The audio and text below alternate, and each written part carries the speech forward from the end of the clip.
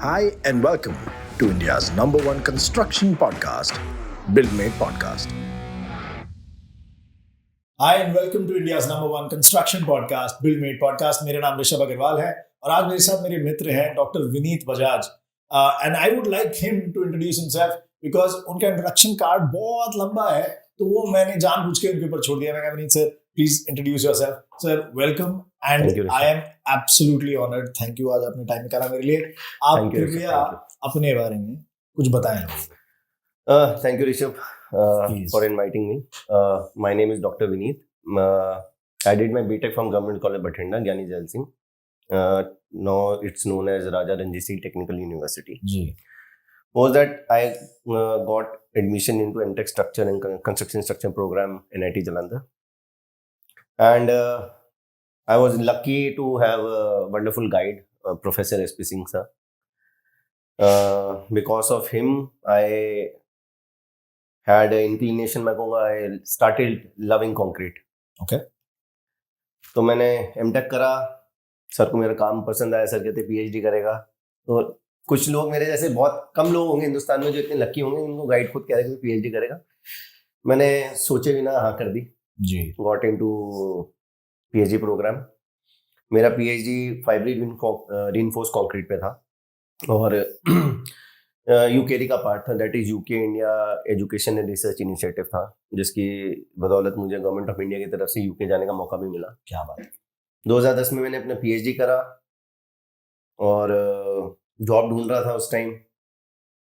Luckily got into one of the best private universities, SRM university का मोदी नगर campus में मुझे civil department में assistant professor high grade और head of the department की। तो 2010 से मैं पढ़ा रहा था, पढ़ाने में मज़ा भी आया। बहुत चैलेंजिंग जॉब थी क्योंकि पढ़ाने के लिए पढ़ना पड़ता है। 12 साल पढ़ाया। कोविड के बाद थोड़ा सा मेरा इंटरेस्ट कम हो गया टीचिंग की तरफ। मैं एक्चुअली में जाना चाहता था इंडस्ट्री में शुरू से जी। बीच बीच में मेरा मन भी बना, बट पढ़ाने में भी मज़ा आ रहा था। तो मैं ये नहीं कहूँगा कि सडन ट्रांसफॉर्मेशन हुआ। मेरा अकेडमिक्स से इंडस्ट्री में भी इंटरेस्ट शुरू में रहा था, क्योंकि सिविल एक्चुअली क्या है, जो आपको आपके आसपास है वो सब सिविल है जी। तो एक ही एक ऐसी इंजीनियरिंग है जो आपको दिखती है। Luckily mister Anoop Arora, director of NS Arcus, मैं उनको मिला और शायद उन्होंने मुझे वो देखा जो किसी और इंडस्ट्री नहीं देखा, कंपनी नहीं देखा। उन्होंने मुझे ऑफर करा कि ठीक है, I will give you this opportunity and I'll review your work after 6 months and one year. Yeah. But अभी तक उनकी तरफ से कोई कंप्लेंट नहीं है, तो I'm touch wood. I think that I'm doing fine. कितने साल हो गए आपको industry? It's been more than a year now. Okay. 1 year and 2 months. Okay. And I'm planning to ride this horse for a longer duration, probably till my retirement. Yeah. And कोशिश करूंगा जो मैंने अपनी पीएचडी में सीखा, जो concrete का मुझे मेरे प्रोफेसर ने सिखाया, वो मैं आज इंडस्ट्री में इम्प्लीमेंट कर पाऊँ, उससे इंडस्ट्री में इम्प्रोवाइजेशन कर पाऊँ और अपनी कंपनी का नाम रोशन कर पाऊँ। हम एक इस पूरे आपके इस जर्नी को ना अलग अलग सेगमेंट्स में डिस्कस करेंगे। हाँ। ये एक स्पेशल है, जैसे मैंने आपसे बात करी थी, we are doing something called civil engineers of India and we are putting good civil engineers profiles out there and we are basically sharing it with the civil engineering students and the civil engineers of India. क्योंकि मेरी नज़र में जितना मैं पिछले 1 साल के अंदर थ्रू दिस पॉडकास्ट जो मैंने बड़े ध्यान से नोटिस करा है, वो मैंने ये नोटिस करा है कि सिविल इंजीनियरिंग का एक बहुत अच्छा बूम आता दिख रहा है, बहुत अच्छी डिमांड आती दिख रही है और कहीं ना कहीं जो एक्सपीरियंस प्रोफेशनल्स है ना, वो एक्सेलेंट प्रोफेशनल्स अवेलेबल है इंडिया में आज। तो जो नेक्स्ट जनरेशन भी है और जो उसके बाद की भी नेक्स्ट जनरेशन है, I think they need to gear up for this demand also. Plus जो रिसर्च जा रही है इंडिया में, बहुत सारी बातें हैं, तो मैं एक एक करके पकड़ता हूँ सर। बिल्कुल। पहला सवाल मुझे आपसे, जो मेरा पहला इंटरेस्ट आपसे जानने का, वो मैं जानना चाहता हूँ, आपने सिविल इंजीनियरिंग क्यों की? क्योंकि इंजीनियरिंग में बहुत सारी चीजें थी। And by the way, when did you do your BTech sir? Which year? I got into 2000. I'm from 2K batch. Right. So उस टाइम पर तो कंप्यूटर साइंस इंजीनियरिंग भी बूमिंग पे थी। See, इसका क्रेडिट जाता है मेरे पिताश्री को। Okay. My father is a visionary, वो खुद इलेक्ट्रिकल इंजीनियर है। तो मेरे फादर ने बोला कि सब सीएस की तरफ जा रहे हैं और 4 साल के बाद क्या सिनारियो होगा। सी हम लोग क्या करते हैं, हम लोग ये देखते हैं कि आज क्या है। जब आप आज एडमिशन ले रहे हो मैं आज 2000 अगर आज 23 की 24 की बात भी करूं, जो बच्चा आज इंजीनियरिंग में एडमिशन ले रहा है वो 2028 में निकलेगा, राइट। तो 4 साल बाद क्या सिनारियो है ये कोई नहीं बता सकता। ये आपको मार्केट को इवैल्यूएट करना पड़ेगा, आपको देखना पड़ेगा भी कितने बच्चे। तो उस टाइम मेरे पिताजी ने बोला नहीं सिविल, और अनफॉर्चुनेटली बहुत लोगों का मतलब अनफॉर्चुनेट इसलिए कह रहा हूँ क्योंकि भुज अर्थक्वेक हुआ, बट उससे इंडस्ट्री का रिवाइवल हो गया सिविल का, क्योंकि बहुत सारे नॉर्म्स चेंज हुए। पहले ठेकेदार कोई भी गवर्नमेंट प्रोजेक्ट ले सकता था, बट गवर्नमेंट ऑफ इंडिया की तरफ से नॉर्म्स आ गए कि ठेकेदार नहीं कर पाएगा, इंजीनियर्स होने जरूरी हैं, तो suddenly there was a shortage of civil engineers. Actually code में काफी करेक्शन आ गई थी उस टाइम पर, भुज के टाइम पर। And in addition to that जो लोग 50-60 के दशक में सरकारी नौकरियों पे लगे थे वो रिटायर होने भी शुरू हो गए, वो अभी भी चल रहा है वैसे। तो मैक्सिमम इंजीनियरिंग सर्विसेज की जॉब जहाँ देखोगे आज भी सिविल सबसे ऊपर है। बिल्कुल। तो ये क्रेडिट मेरे पिताजी को जाता है, और शायद वो विजन पेरेंट्स को होना जरूरी है, बच्चों को होना। बच्चों को तो मैं नहीं कहूंगा क्योंकि 12वीं का बच्चा क्या है, वो भेड़ चाल वाली बात है, वो अपने दोस्तों को देखेगा कि मेरा दोस्त अगर ये करा तो मैं वही करूँ। तो पेरेंट्स की ड्यूटी बन जाती है बच्चों के साथ डिस्कस करने का, बच्चों की ड्यूटी बन जाती है देखने की भाई आप 4 साल के बाद what will be the scenario. हाँ, तो that's actually a good insight. But वो कहीं ना कहीं वो एक जो आपने सारा श्रेय तो अपने फादर साहब को दे दिया, लेकिन वो आप पर भी जाता है कि आपने उनकी बात सुनी भी। देखिए क्या होता है ना, एक अलग अलग जनरेशन के साथ वो आइडियोलॉजी बदल जाती है। I can't lecture my son और डॉटर राइट नाउ। मैं अपनी बेटी से कुछ कहूंगा कि पापा ज्ञान दे रहे हो आप मुझे।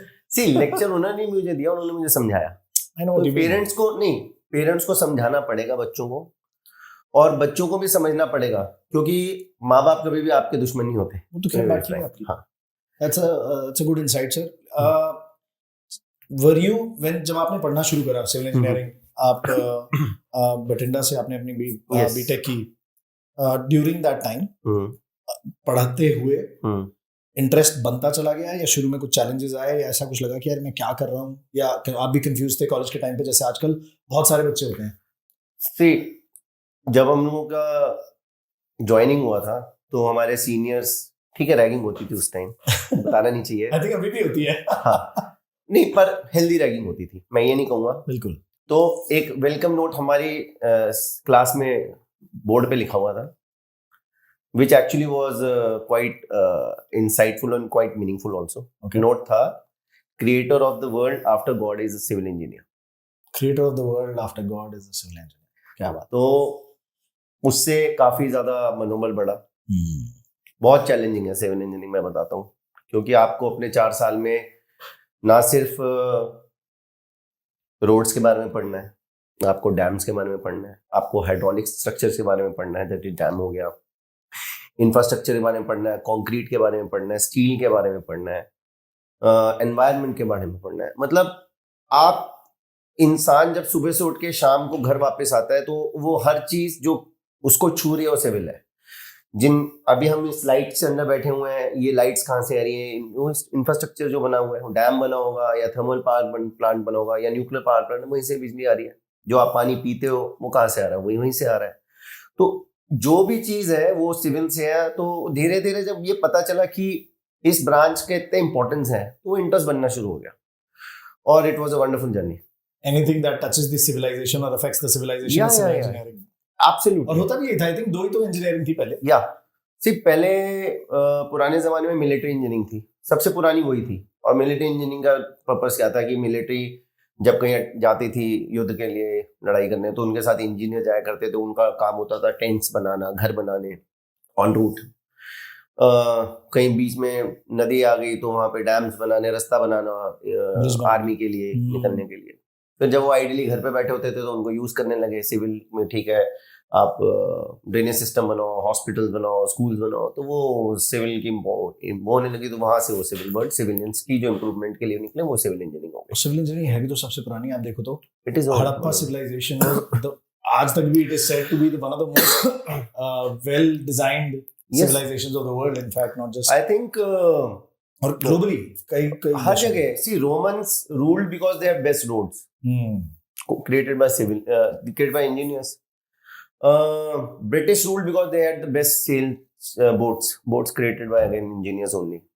Germans ruled because they have best tanks and your Weapons. aircrafts created by engineers only, not in civil, but any I'll say civilization which have one particular upper hand because of their engineering background ruled the world for a long time. It's true. What a wonderful insight sir. बहुत amazing बात बताई आपने मुझे ये. Civil engineering कर लिया आपने. हाँ. फिर उसके बाद आपने एमटेक कर लिया अपनी. Yes. पीएचडी क्यों किया आपने? मतलब रिसर्च का कहाँ से एंगल बन गया आपके साथ? Why were you interested in research and what was your specialization in PhD? See, interest मेरा बना मेरे गाइड की वजह से, प्रोफेसर एसपी सिंह जी. क्योंकि लोग कंक्रीट में हाथ डालने से डरते हैं कि हमें अपने हाथ गंदे करने पड़ना पड़े. और ये एक ऐसा मटेरियल है, शायद आपकी नॉलेज में तो होगा पर लोगों की नॉलेज में नहीं है, कि ग्लोबली ये प्रूव्ड है कि पानी जो है ह्यूमन सबसे ज्यादा कंज्यूम करते हैं पानी, उसके बाद जो सेकंड कंजम्पशन ह्यूमंस की है वो कंक्रीट की है. ओह. We are the second most consumable item after concrete is the most consumable, second most consumable item after water. Oh, per capita आप बात कर रहे हो basically. Yes. Okay. तो सर का ऑफर आया, इंटरेस्टिंग था क्योंकि मेरा उस टाइम रुझान होना शुरू हो गया था. यूकेरी थी, प्रोफेसर बी भट्टाचार्य आ रखे थे आईआईटी दिल्ली से, professor Bahadur Shamsher Singh Bahadur from bits Pilani. उनकी डिस्कशन देखी मैंने कहा तो इट्स अ वंडरफुल थिंग. हम तो सिर्फ जो बुक में पढ़ा थोड़ा बहुत पास होने के लिए वो कर रहे हैं, but there is a very in depth to this particular material. तो मैंने सर का ऑफर एक्सेप्ट कर लिया, क्योंकि भगवान आपको कभी कभी ऑप्शन देता है, उसको आपको मना नहीं करना चाहिए. क्या बात है. वंडरफुल पर्सन सर है, सो मेरे को करने में मजा आया. काफी हार्ड चैलेंजिंग था. पीएचडी में ऑलमोस्ट मैंने 600 के आसपास शायद बीम्स कास्ट करी. 3 साल मेरा एक्सपेरिमेंटल वर्क रहा, दिन और रात एक करने पड़े. और उसी की बदौलत मुझे यूकेरी में बाहर जाने का मौका भी मिला, और आईसीआई जैसी मेंबरशिप्स मिली, एसीआई अभी जैसे MICT में अभी recently member institute of concrete technology UK का बना हूँ. तो बहुत सारी मेंबरशिप्स उस पीएचडी की बदौलत मिली, उस एक्सपेरिमेंटल वर्क हार्ड वर्क की बदौलत मिली. तो हाँ, मतलब आई थिंक कि पीएचडी सिर्फ उस बंदे को ही नहीं करनी चाहिए जिसको टीचिंग में जाना है. ओके. अगर आप कुछ लर्न करना चाहते हो या कुछ अलग करना चाहते हो तो आप कर सकते हैं पीएचडी. मैंने लोगों को इंडस्ट्री में काम करते हुए देखा है. सीपीडब्ल्यूडी के बहुत सारे इंजीनियर्स हैं जो बाद में जिन्होंने पीएचडी करी है. तो लर्निंग एक ऐसा फेज है जो कभी नहीं रुकना चाहिए. जिस दिन आपकी लर्निंग रुकी उस दिन आप खुद रुक जाओगे. वो एक रिसर्च का माइंडसेट ही डिफरेंट होता है एक्चुअली, मैंने देखा, और वो बहुत ही फुलफिलिंग एरिया है. आप काफी कुछ सीख सकते हो उसमें. आप बिल्कुल ठीक कह रहे हो. इस मामले में रिसर्च का माइंडसेट क्या होता है कि 2 तरीके का है. एक तो जैसे मेरे को ऑप्शन मिल गया और ठीक है, मुझे इंटरेस्ट तो बन गया था उस टाइम तक. दूसरा होता है जब आप इंडस्ट्री में काम करते हो तो आपको चैलेंजेस मिलते हैं. आप उन चैलेंजेस को टेकअप करके कहते हो भाई ये मेरे पास एक चैलेंज है, इसका इंडस्ट्री पे सोल्यूशन है, लेट्स वर्क ऑन इट. तो ऐसे बहुत सारे लोग हैं. तो ये पैरेलल जो है ना, इंडस्ट्री और एकेडमिया नहीं कहूंगा मैं, रिसर्च कहूंगा, ये अगर लॉन्ग रन में एक साथ रहे तो इंडस्ट्री इंप्रूव करेगी. सर आप कोई और फील्ड ले लो. आई थिंक आपके भी बहुत सारे दोस्त कंप्यूटर साइंस इंजीनियर्स होंगे. मेरे भी हैं. अगर आप हिंदुस्तानी हो तो आपके कंप्यूटर साइंस इंजीनियर के दोस्त होंगे ही होंगे. Definitely. There is no chance कि ना हो, राइट? मेरे कई दोस्त जो इंटेल में काम कर रहे हैं, या फिर जो companies like what do you से IBM में काम कर रहे हैं. और ये मेजरली, और इसके अलावा बहुत सारी ऐसी कंपनीज हैं जो बहुत रिसर्च करती हैं side by side, and they own the research of their employ. वो फंड कर रही है उस रिसर्च को, बट वो रिसर्च को ओन करती हैं, और उसके पैटेंट्स जो होते हैं वो कंपनी ओन करती है इवेंचुअली. डेफिनेटली. रिसर्च की वजह से जो टेक्नोलॉजी का ड्राइविंग है इन टेक्नोलॉजी सेक्टर में, कंप्यूटर साइंस में, आईटी में, वो बहुत बड़ा उसका एक दारोमदार है. Do you think research in India towards civil engineering is growing, या अब आगे उसका क्या फ्यूचर है? और फिर मैं आऊंगा एकेडमी में. पहले आप मुझे रिसर्च के बारे में बताओ. सी, पहले सिनेरियो डिफरेंट था. पहले सिनेरियो अलग था. उतना ज्यादा लोगों का रिसर्च की तरफ नहीं था. अब बहुत है, क्योंकि अब लोगों को समझ आने लग गया है कि जब तक हम रिसर्च या R&D अच्छे से नहीं करेंगे ना, we will not be able to improve the structures. For example, seldom are the days की G+4 के स्ट्रक्चर बन रहे थे. आज see, land is one commodity you can not produce. जमीन आप पैदा नहीं कर सकते, आपको जमीन को यूज करना पड़ेगा. Look at Europe, look at Singapore, other countries, they have gone vertically, they are not going horizontally. अब जगह ही आप नहीं है, दुबई जमीन ही जाओ, नहीं है। कहीं जाओ, बिल्कुल। Here the thing is, हम लोग हॉरिजॉन्टली काफी सालों से चल रहे थे, अब हम वर्टिकली जा रहे हैं। अगर आपको वर्टिकल सक्सेस पे भी जाना है, 100 स्टोरी बिल्डिंग्स में जाना है, तो आपको R&D करनी पड़ेगी, आपको अपने मटेरियल को इम्प्रूव करना पड़ेगा, आपको अपनी इंडस्ट्री को इम्प्रूव करना पड़ेगा, स्किल्स डेवलप करने पड़ेंगे। और वो स्किल्स कैसे डेवलप होंगे? वो R&D के थ्रू होंगे। मटेरियल कैसे डेवलप होगा? R&D के थ्रू होगा। राइट। तो वो अब मैं कहूंगा वो टाइम आ गया है फॉर इंडिया टू शाइन। जो ग्लोबल इस टाइम आप देखो इंफ्रास्ट्रक्चर इंडस्ट्री की अगर आप बात करो, we, if I'm not mistaken, we are number 1 in terms, or probably sorry, number 2 in terms of road construction per day.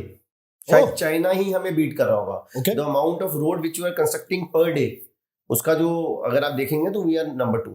Highways का आप देखो ना कितना काम चल रहा है, बहुत ज्यादा, हर जगह, मतलब और एक्चुअली वो जो गांव में अप्रोच नहीं थी, वो सारे काम खुलते चले जा रहे हैं। नॉर्दर्न इंडिया में तो बहुत ही क्रेजी वो होगा। इसके अलावा जैसा आप कह रहे हैं, look at such big houses are coming in infrastructure and they are looking at ready to move in houses which are 20 40 story 50 story।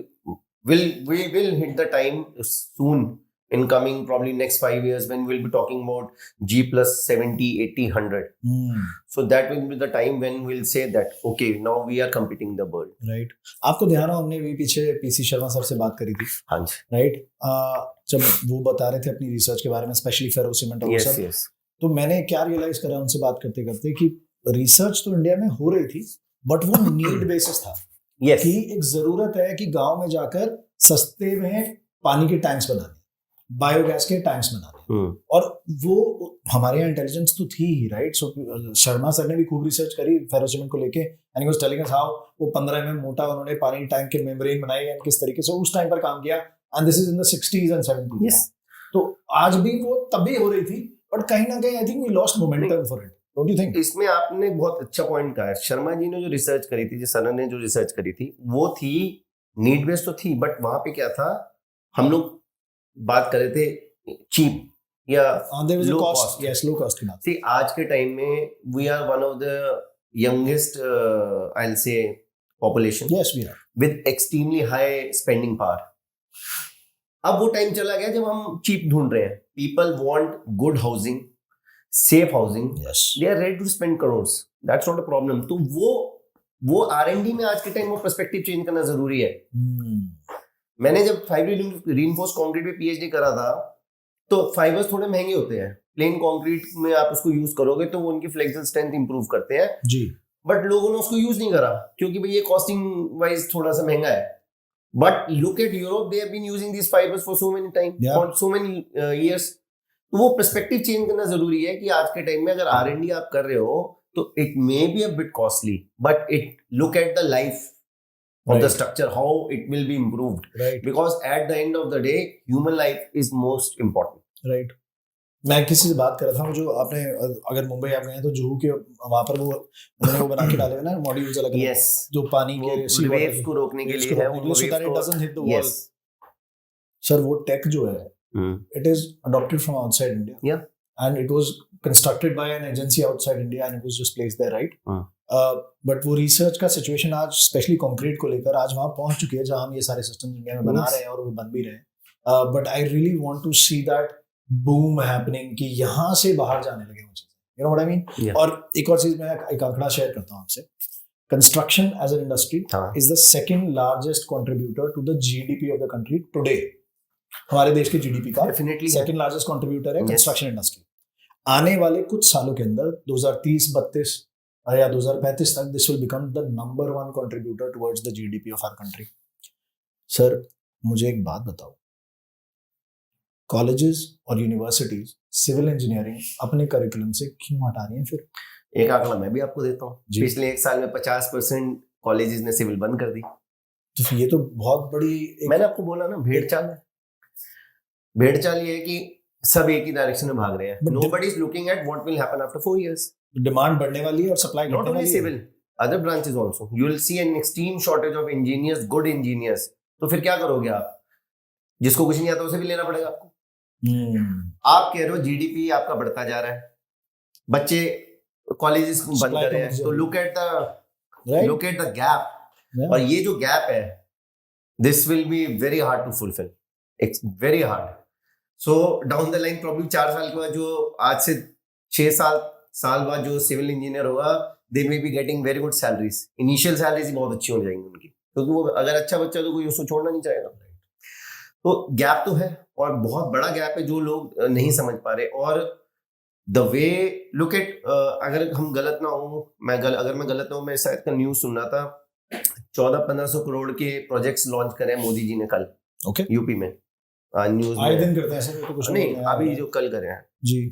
तो वो प्रोजेक्ट्स सारे मोस्टली इंफ्रा डेवलपमेंट है. Look at Ayodhya, Yeah. Then your Mathura, Vrinda, Varanasi. 59 smart cities. 59 कितने smart सारे? cities, 3 major your religious places.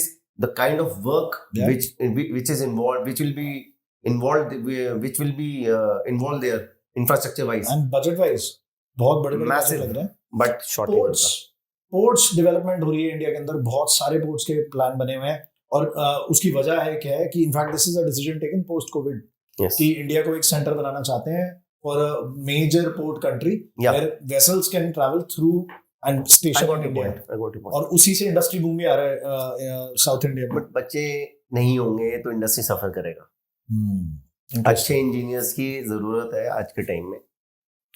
और कहीं ना कहीं गवर्नमेंट बॉडीज, चाहे वो यूजीसी हो, चाहे वो एआईसीटी हो, इस चीज को उनको भी समझने की जरूरत है. Measures have to be taken, otherwise हमारे पास इंफ्रास्ट्रक्चर का काम तो बहुत होगा, बट उसको केटर करने के लिए रिक्विजिट मैन पावर नहीं होगी. रिक्विजिट इंटेलिजेंस भी नहीं होगी और स्किल भी Yes. नहीं होगी, राइट? Yes. सर एक आई थिंक हम ये बात तो कर रहे हैं, लेकिन जो बच्चों से जिनसे मिलना हो रहा है मेरा कभी भी, I am going to some college और university, I think they think कि यार कंपनीज तो आने भी हायर करने, कंप्यूटर साइंस वाली आती हैं, आईटी वाली आती हैं, हम कहाँ जाएं, राइट? क्योंकि बाहर निकल के एक दिशा मार्गदर्शन तो चाहिए. Nobody wants to waste their time. तो एक challenge I think that is a little bit existing right now. दो चीजें हैं जी. बच्चे को, जब जो इंजीनियरिंग कर रहे हैं बच्चे, मैं उनके लिए कह रहा हूँ कि अपनी इंटर्नशिप को सीरियसली लेना जरूरी है. चाहे वो सिविल का बच्चा हो, किसी और ब्रांच को, take your internships very seriously. Companies नहीं आती, आप कंपनी में जा सकते हो. अगर आपने अच्छी इंटर्नशिप 6 महीने में अपने अच्छा काम सीखा हुआ है, तो कोई आपको नहीं छोड़ेगा, क्योंकि they want engineers who want to learn. अब इसमें दिक्कत क्या आती है कि हम लोग कंपेयर करते हैं सिविल को दूसरी ब्रांच के. द थिंग इज, आपको इनिशियल सैलरी जो होगी वो कम मिलेगी, सिविल में होता है, but there is exponential growth. The chart is like this. अगर आपका ये एक्सपीरियंस इस तरह है, तो the salary goes like this, it goes exponentially.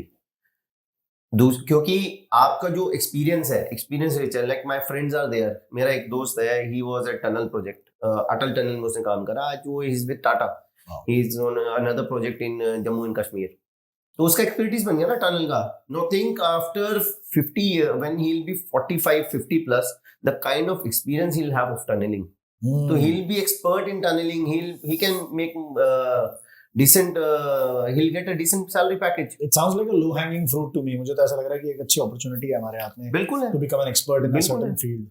तो जो आप कहीं पे भी देखिए, somebody who is an expert in railway bridges, वो रेलवेज में वो कर रहा है और उसका एक्सपर्टीज उसमें बनता जा रहा है. They are getting very good salaries. But sir, आप उन बच्चों से क्या कहोगे जो आज सोशल मीडिया पर इतने ज्यादा एक्टिव हैं and they see people's lives changing overnight?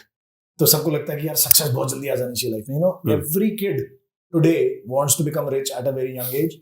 बहुत बड़े बड़े एम्बिशंस हैं और होने भी चाहिए. It's fine, nothing wrong with having a dream. But मैं तो अभी तक यही समझा मैं एक्सपीरियंस में कि nothing happens overnight. It's all just a product of preparation and the right time. तो चाइनीज बैम्बू सुना आपने? नहीं, बताइए ना प्लीज. चाइनीज बैम्बू क्या कहते हैं कि उसको सीड को जब प्लांट कर देते हैं ना, you have to water it. If I'm not mistaken, for 5 to 7 years, it doesn't come out. It keeps on creating its root. Inwards. When it comes out, it grows like 100 feet in next 5 to 6 weeks. जब shoot करता है तो फिर हाँ, similarly अगर मैं buildings की बात करूं, एनी गुड स्ट्रक्चर, मैं उन्हीं बच्चों के लिए कहना चाहता हूँ कि अगर आप अपना घर बना रहे हो तो आप चाहोगे कि आपका घर फटाफट बन जाए, आप उसको टाइम देते हो क्योंकि आपको पता है कि जितना आप अपने स्ट्रक्चर को आपके घर पे टाइम दिया जाएगा उतना वो बेटर बनेगा। सिमिलरली ये ब्रांचेस जो है, स्पेशली जो कोर ब्रांचेस होती है, not civil only, mechanical, electrical, ये आपका टाइम मांगती है, आपको इनको टाइम देना पड़ेगा, हार्ट एंड सोल देना पड़ेगा। बट अगर आपने वो दे दिया 5 साल, so you will realize that there is no competition for you in the next 25 to 30 years. Right. And this is one engineering जहाँ आप जो सोच रहे हो वो सामने शेप लेता दिखता है, तो वो जो फ्रूट होता है ना उस अचीवमेंट का, वो और बड़ा हो जाता है, मुझे जो लगता है। आप वो चीज से, आज के टाइम में स्मार्टफोन्स हैं, this changes like that. Exactly. But a structure which has been erected by me, और जिस प्रोजेक्ट पे मैं रहा हूँ, वो 25 साल बाद भी दिखेगा। I tell you interesting fact, मैंने अपने 6 मंथ का इंडस्ट्रियल ट्रेनिंग करा था श्रीनिवासपुरी लाजपत फ्लाईओवर पे। Okay, I was there 6 month, शायद अफकॉन्स के पास वो प्रोजेक्ट था और DTTC की तरफ से मैं वो था। मैं आज भी जब भी उस फ्लाईओवर को क्रॉस करता हूँ अपने बेटे के साथ, तो उसे कार पे जब भी होता हूँ, गाड़ी पे, तो उसे कहता हूँ देख इसमें मैंने ट्रेनिंग किया, तो that flyover still exist. Wow. तो वो it has that emotional touch, I have that emotional touch for that flyover, so वो रहेगा। तो ये एक ऐसी ब्रांच है जिसमें बच्चे को या इंजीनियर के साथ वो लाइफ लॉन्ग अटैचमेंट रहेगी। स्मार्टफोन की तरह आपने आज बनाया, 1 साल बाद वो पुराना हो गया, आप उसको बेच के नया ले लेते हो, structure will remain there, it will be visible for you. And think about the amount of the kind of life you are changing, और कितनी आपने आसान बना दी जिंदगी। अगर वो फ्लाईओवर आज ना होता तो दुनिया जान का जाम लगता था उस रोड पे, आज कम ट्रैफिक जैम हो गया तो लोगों की सहूलियत होगी ना उससे। तो वो एक अचीवमेंट है, इनडायरेक्ट अचीवमेंट है जो कभी कोई सोचता नहीं है। बट सिविल के साथ ये बेस्ट बेनिफिट है कि आप जो करते हैं उससे बहुत लोगों की लाइफ चेंज होती है। राइट। एक I was watching this talk recently, उसमें बात हो रही थी कि हमारे यहाँ IITs में घुसना इतना मुश्किल है कि वो 10 लाख बच्चे शायद एग्जाम देते हैं, या कितने लाख बच्चे वो एग्जाम देते हैं, और कुछ हजार बच्चे सिलेक्ट होते हैं, राइट? तो जो सिलेक्ट हो रहे हैं वो पहले टॉप 1% है, इनफैक्ट टॉप 2%, 0.2% है शायद, बिल्कुल है। और वो अपने आप में सक्सेसफुल बच्चे हैं एक तरीके से, वो कुछ कर ही लेंगे अपनी लाइफ में, राइट? तो that guest he said something like कि IITs लिमिटेड क्यों है? मेरे हिसाब से तो 100 IITs होनी चाहिए। Everybody should get an IIT level education rather than having only those 0.2% students saying कि तुम आओ, तुम्हें IIT की लेवल एजुकेशन देंगे और बाकी सब पार करेंगे। You know what I mean? कि हम एजुकेशन का क्वालिटी IIT लेवल दें, so that we have more IIT and quality students coming out, compared to having that 0.2% of the crowd who are privileged enough to get, और बाकी सब बच्चे demotivate हो जाते हैं अपनी लाइफ में। So he said education should be for everybody। और बहुत ही amazing सा वो insight था। Education is for everybody, ऐसा नहीं है। But see, creating an IIT or an NIT or an AIIMS, the amount of investment from government side is massive. Yeah. In addition to that, whether you will have that quality of faculty which matches other IIT, you cannot conform to that. Or I think the government also understands that they have to have a limit. अगर आपने multiple IITs खोल दिए तो probably IIT की भी quality deteriorate हो सकती है, नहीं हम उसको इग्नोर कर सकते फैक्ट को। ओके। इसमें वो नहीं होता कि sir the more the merrier, कि जितनी ज्यादा गुरु और ढूंढे जाएं। नहीं, सी एक आइडियोलॉजी की बात है मेरे ख्याल से, तो बस ऐसा नहीं है कि I have not means it's not कि जो IIT में पढ़ के आए वही सक्सेसफुल है आज के टाइम में। बात ठीक है, I agree. I have seen people, in fact मैं आपको एक अलार्मिंग फिगर बता रहा हूँ, IIT के बच्चे जो ज्यादा पढ़े होते हैं, जो पढ़े बच्चे हैं, वो आपको इंडिया में कम जॉब करते मिलेंगे। वो सब ब्रेन ड्रेन हो रहा है। You will find people from NITs और सेंट्रल यूनिवर्सिटीज और government university working in India. Right. IIT वाला तो बहुत कम बच्चा आपको यहाँ मिलेगा। And I have seen people excel, those are not from IIT, excelling in civil, mechanical, in other, मतलब all the I will say industries across India मिल रहे हैं। IIT का लिमिट करना भी जरूरी है, क्योंकि गवर्नमेंट पे खुद पे इंफ्रास्ट्रक्चर का बर्डन रहता है उसमें। तो हम उसको that is a altogether different I will say discussion. मैंने वो IIT पे इसलिए आया कि I remember visiting the civil engineering department in IIT Delhi and I saw their labs and I had the privilege of actually seeing जब LC3 पे काम चल रहा था। Okay. So I had the privilege of seeing how they configure things and Yes. किस तरीके से उन्होंने and they have a lot of resource, good amount of resource. No, that और बच्चे resource लगे basically थे। come from government only. Government only, yes. And premier institutes को अच्छी resource मिलती है, Yes. which was a very interesting. Now अब मैं आपसे बात करूंगा आपके एकेडमिया के बारे में कि आपने पढ़ाया 12 साल। Yes. कौन कौन से सब्जेक्ट्स पढ़ाए आपने? से जब स्टार्ट कर रहा था तो सारे ही पढ़ाए। कंक्रीट का PhD था डेफिनेटली, सर्वे भी पढ़ाया, हाइड्रोलिक्स भी पढ़ाया, स्टील स्ट्रक्चर भी पढ़ाया, कंक्रीट भी पढ़ाया, क्योंकि उस टाइम फैकल्टी की शॉर्टेज भी थी, क्योंकि मैंने जैसे पहले बताया बूम था तो everybody was running towards industry, बहुत कम। और उस टाइम कॉलेजेस ने सिविल खोलनी शुरू करी थी जी, तो सबके पास सिविल थी, फैकल्टी किसी पास नहीं थी, क्योंकि कम बच्चे सिविल लेते थे मेरे टाइम में, तो एक ये शॉर्टेज थी। तो धीरे धीरे अपना आने शुरू हुए बच्चे, फैकल्टी आनी शुरू हुई। तो then because I was into administrative work also, so I had to limit my teaching to concrete technology, concrete lab and design of concrete structures. Yeah. तो वही पढ़ाता था मोस्टली, क्योंकि अमाउंट ऑफ स्टूडेंट की स्ट्रेंथ भी अच्छी थी, sections भी ज्यादा थे जी। तो because of that I had to limit myself to concrete and all. How different is academic और एकेडमिया वाली लाइफ, मतलब यूनिवर्सिटी की बाउंड्रीज के अंदर और इंडस्ट्री की लाइफ, दोनों में कितनी समानताएं हैं या कितने डिफरेंसेस हैं? सी टीचिंग में भी आपको बहुत मेहनत करनी पड़ती है, मैं पहले बता दूं, काम कोई आसान नहीं है। नहीं, ये एक पर्सपेक्टिव है। टीचिंग में तो करना पड़ता है। आज के टाइम में द अमाउंट ऑफ एक्रीडिशंस, ग्रेडिंग्स जो हैं, चाहे आप NAAC की ग्रेडिंग की बात करें, NIRF रैंकिंग की बात करें, तो डॉक्यूमेंटेशन काम बहुत है, फैकल्टी का रिसर्च में भी अपडेट रहना पड़ता है, मेहनत भी करनी पड़ती है। टीचिंग में ये भी देखना पड़ता है कि बच्चों को अच्छी नॉलेज, नो हाउ मिल रहा है, बच्चे अच्छी तरीके से प्लेस हो रहे हैं, तो चैलेंज तो वहाँ पे भी था। इंडस्ट्री में भी चैलेंज है, क्योंकि आपको अगेन कस्टमर, वहाँ पे स्टूडेंट आपका कस्टमर है, यहाँ आपके दूसरे कस्टमर्स हैं, उनकी कैटर तो करनी पड़ेगी आपको डिमांड। हर स्टूडेंट जैसे अलग होता है वैसे आपके कस्टमर्स अलग हैं, उनकी अलग अलग रिक्वायरमेंट है, वो आपको कैटर करनी पड़ेंगी। चैलेंज आई विल से कि यस यही है कि जैसे मैंने पहले बताया था कि ये सोच है कि भाई वहाँ छुट्टियाँ ज़्यादा हैं, तो भाई ठीक है, एकेडमिक्स वाले थोड़े लथार्जिक होते हैं, वहाँ छुट्टियाँ उनको ज़्यादा हैं, कम मेहनत करनी, ऐसा कुछ नहीं है। They work on Saturdays Sundays also, academics के लोग भी करते हैं, घर पे बैठ के करते हैं, वो अलग चीज़ है।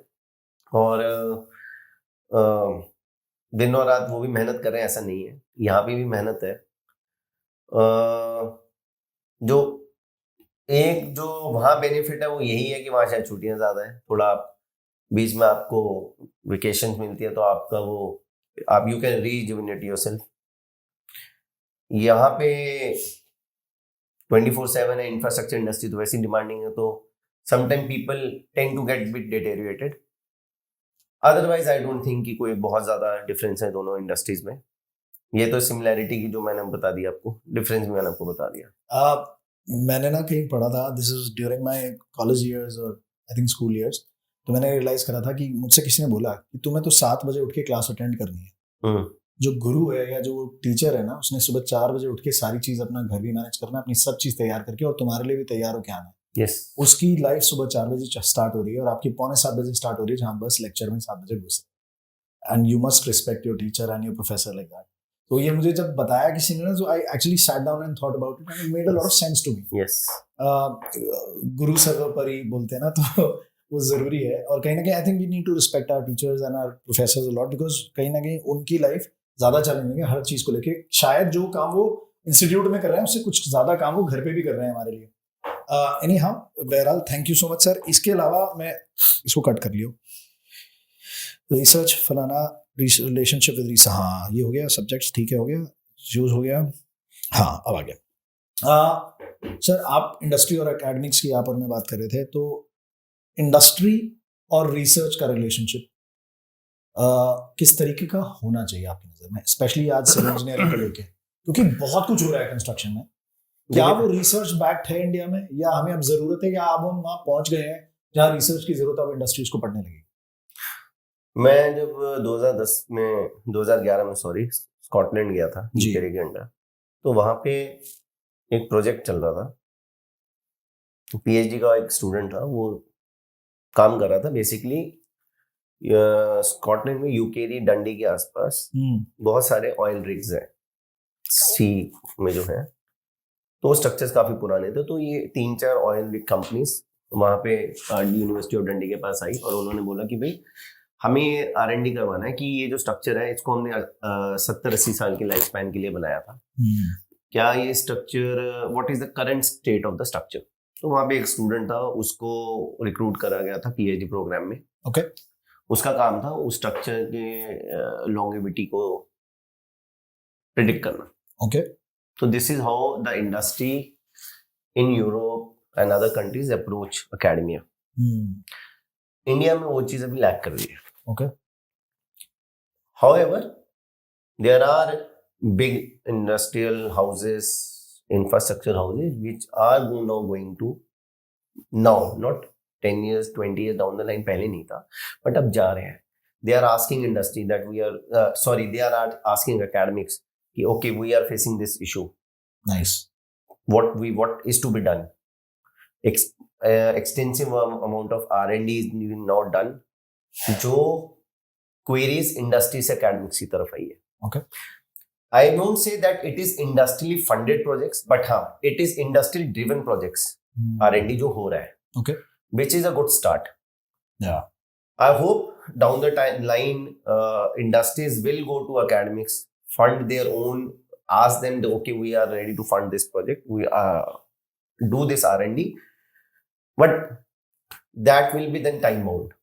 और वो इंडस्ट्री का हक भी है, अगर मैं पैसा दे रहा हूँ तो मुझे टाइम बाउंड रिसर्च चाहिए। बिल्कुल सही, दैट्स फेयर। जो होगा जल्दी होगा। इनफैक्ट वो टाइम बाउंडेशन से एक मोटिवेशन रहती है to complete a task in certain time, and there is also that pressure that absorbs the result. Industry is already short on time ना, उनको तो चाहिए रिजल्ट एग्जैक्टली, क्योंकि वो आज वो प्रॉब्लम उनको पता चली है तो उनको वो सोल्यूशन भी तो जल्दी चाहिए। They can not sit ideally for 4 years, but हाँ वो टाइम आएगा जब they will go to academics कि ये हम we are ready to fund you, we want a solution to that.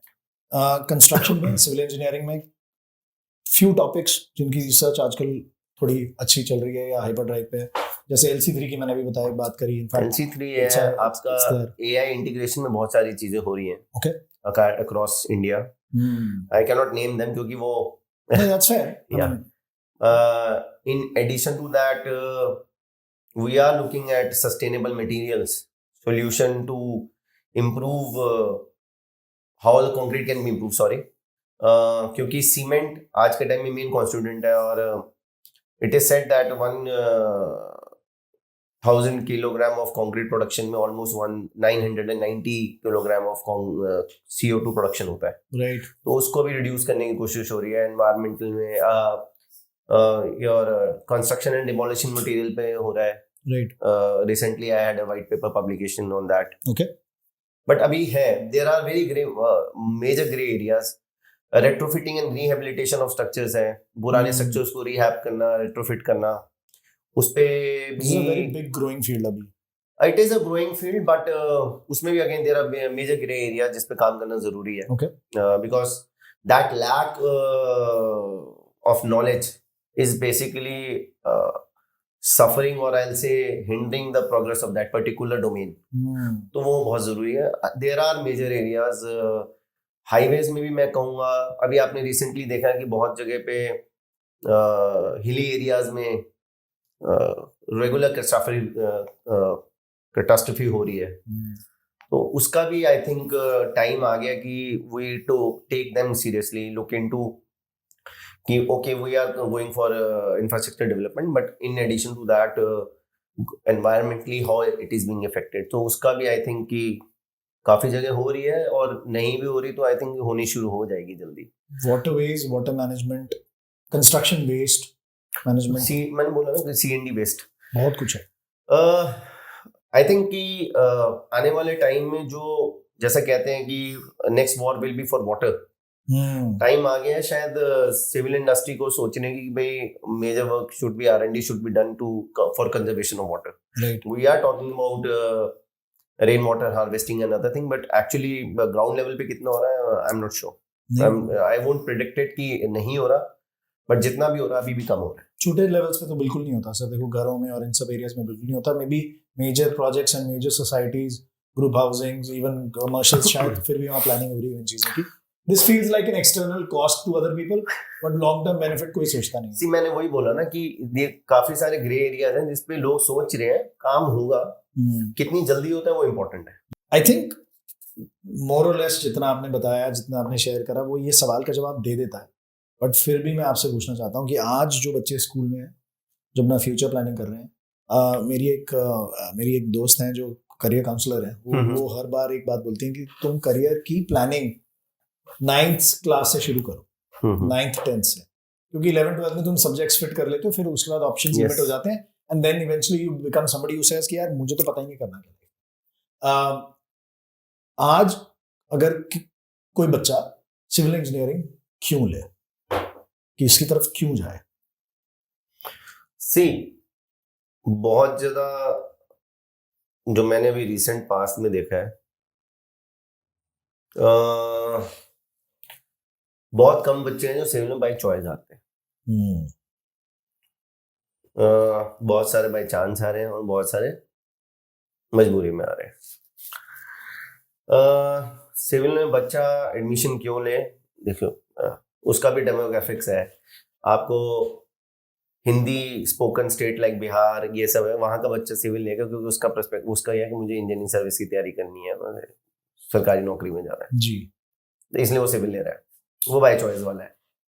कुछ एक है जिनको नहीं कुछ और मिला तो उन्होंने सिविल ले ली. पहली बात तो कि ये ना आपको समझना पड़ेगा कि ये जो ब्रांच है इसका एक अलग महत्व है, वो आपको डेवलप करना पड़ेगा. इंटरेस्ट अपनी तरफ से, मेहनत इसमें बहुत है, हार्ड वर्क बहुत है, बाद में धूप में खड़ा होना पड़ेगा, ये भी है. उससे बच्चा अगर भाग रहा है तो यही दिक्कत है जो आज के टाइम में इंडस्ट्री देख रही है. अगर आप ये सोच रहे हैं कि मैं भी दूसरी ब्रांच ले लूंगा और वाइट कॉलर जॉब हो जाएगी, but think about the kind of man power shortage जो ये इंडस्ट्री फेस करने वाली है. अगर बच्चा ये सोचे कि मुझे 4 साल के बाद मैं I want to stand out, तो वो कहेगा मैं सिविल ले लेता हूँ. बच्चा अगर ये सोचे कि भाई मुझे भीड़ के साथ जाना, तो tomorrow you will find out that they are competing amongst 10,000 students who are applying for the same job. तो वो तो होगा. इस ब्रांच के लिए आपको खुद इंटरेस्ट वो करना पड़ेगा. यू सी, आप कोई बिल्डिंग बनाना, पहले आप उसका माइंड में थॉट लेकर आते हो, फिर आप उसको पेपर पे लेते हो, फिर आप उसको एक्चुअल में क्रिएट करते हो. This is how Taj Mahal was also created. तो ये जो बच्चे को इंटरेस्ट और मैं क्लियरली बता दूं, इंटरेस्ट आपको आएगा पढ़ने पे. ऐसे नहीं आएगा. जब आप पढ़ोगे ना अलग अलग सब्जेक्ट सिविल में, तब आपका इंटरेस्ट बनता है, क्योंकि बहुत ही चैलेंजिंग इंडस्ट्री, बहुत ज्यादा चैलेंजिंग है. एक सेमेस्टर में आप कंक्रीट पढ़ रहे हो, दूसरे में स्टील स्ट्रक्चर्स पढ़ रहे हो, तीसरे में एनवायरमेंटल पढ़ रहे हो. इट्स नॉट लाइक दैट कि और ब्रांच में ठीक है वो आप लैंग्वेज ही पढ़ रहे हैं या दूसरे में वो पढ़ रहे हैं. It's totally challenging. और वही चैलेंज जो है ना पर सेमेस्टर या पर ईयर का, वो that was a wonderful experience. Nice. That was an extremely different experience. क्योंकि हमारे दूसरे दोस्त जब मैं बीटेक कर रहा था, हॉस्टल में रहते थे, तो अबे तू ये कौन सा सब्जेक्ट है, कंक्रीट टेक्नोलॉजी या एनवायरनमेंट, तो वो भी they used to also get crazy. यार ये मतलब है डिफरेंट है. और हमारे टाइम में तो ड्राइंग्स भी होती थी. हम 3 घंटे ड्राइंग का पेपर दे रहे हैं. अब वो हमें देख के हंसते थे कि 3 घंटे खड़े होकर पेपर दे रहे हैं. अच्छा, चीटिंग भी सही हो जाती थी उसमें. तो उससे उनको बुरा भी लगता था. तो ये इंटरेस्ट बच्चे को आएगा बाद में.